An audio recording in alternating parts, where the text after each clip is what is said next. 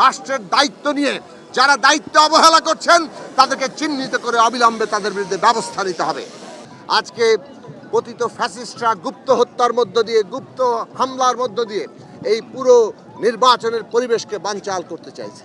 যেভাবে ওসমান হাদিকে প্রকাশ্য দিবালোকে গুলি করে দেওয়া হলো পরিকল্পিতভাবে, আজকে আমাদের রাষ্ট্র, তার যে সমস্ত আইন শৃঙ্খলা বাহিনী, গোয়েন্দা সংস্থা, তাদের ব্যর্থতা স্পষ্ট হয়েছে।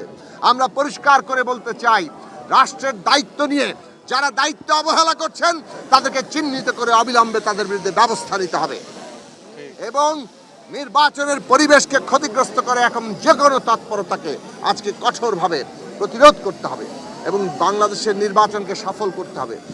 সে কারণে আমরা বলি যে এই যে আমাদের বিচার সংস্কার নির্বাচনের যে গণতান্ত্রিক উত্তরণের যে পথ, এখানে আমাদের ন্যূনতম জাতীয় ঐক্যমত্য দরকার।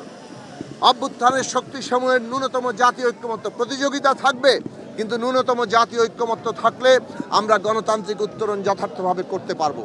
আর না হলে এই বিরোধের ফাঁক ধরেই এই অভ্যুত্থানের অর্জনকে ব্যর্থ করা হবে। কাজেই বিচার এবং সংস্কার এবং নির্বাচনের যে পথরেখা, এটাকে সফল করার জন্য জনগণের ঐক্য যদি তৈরি হয়, কোনো শক্তি, কোনো ষড়যন্ত্রকারী এটাকে ব্যর্থ করতে পারবে না। সেই লক্ষ্যে আমরা জনগণকে ঐক্যবদ্ধ হওয়ার আহ্বান জানাই এবং আমরা আশা করি মানুষ ঐক্যবদ্ধভাবেই আগামী নির্বাচন সফল করবে।